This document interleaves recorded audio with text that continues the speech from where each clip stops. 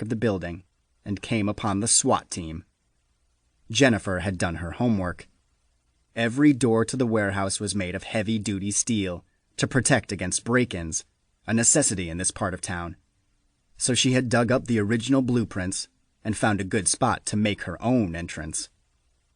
The men were lined up against the wall, one of them setting shaped charges on the brick itself. Ross gestured them over to where he stood at the back of the line with Jennifer, waiting for the charges to be set. He had taken off his suit jacket and was wearing a ballistic vest. He held a similar one out to Douglas. "You ready?" Ross said in hushed tones. "I'm not sure," said Douglas, joining his partner. He began putting on his own vest. "Tallow found something." Tallow didn't bother with the vest, but went straight to Jennifer. Like the rest of her team, she was dressed in full tactical gear. Her ballistic vest said SWAT in large yellow letters over one breast and FIU on the other. A little further down on the vest was an addition of Tallow's, a circle made in blue nail polish, a protective rune. Her eyes were fierce and calculating, and with her helmet on and a rifle in her arms, she looked downright scary. Tallow placed a hand on her arm. "We need to be careful. I've just learned there may be another wizard involved." Her brow tightened. "What?" said Ross in a loud whisper. "I thought you said those other 2 wizards you killed were the only ones in our world." "I know," Tallow said, "and that is what I thought, until now. But it explains some things.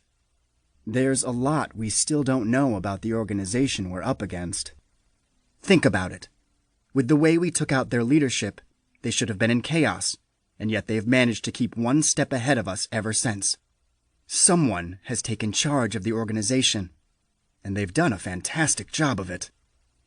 Ross grimaced. "But does this leader have to be a wizard?"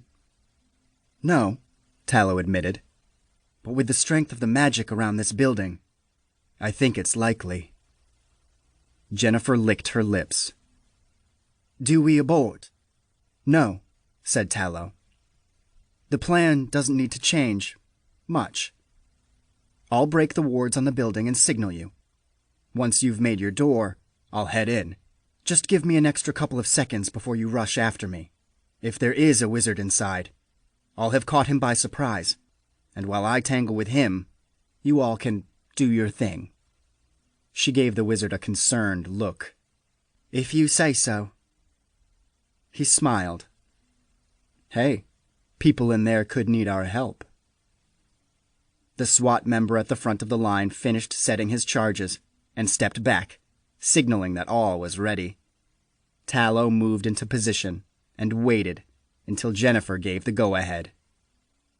She radioed in to the rest of the team to make sure that they were watching all building exits, then nodded.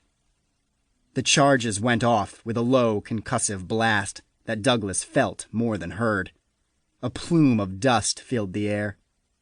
Tallow reached out with his magic and pulled, and a nearly perfect rectangle of brick wall fell outwards from the building, breaking apart as it struck the ground. Tallow ran towards the opening, but before he made it over the broken wall, he stopped and took a step backwards. Something huge emerged from the dusty gloom within. On first glance, the beast was shaped like a massive bull. It stood 6 feet high at the shoulders, and enormous sloping horns curved outward from the side of its head.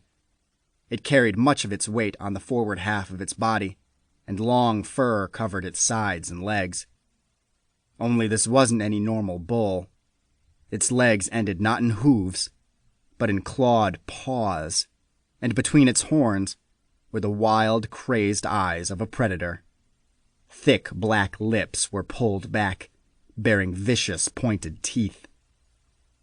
In the brief moments before it charged, Douglas realized that its dark fur and muzzle were matted with blood.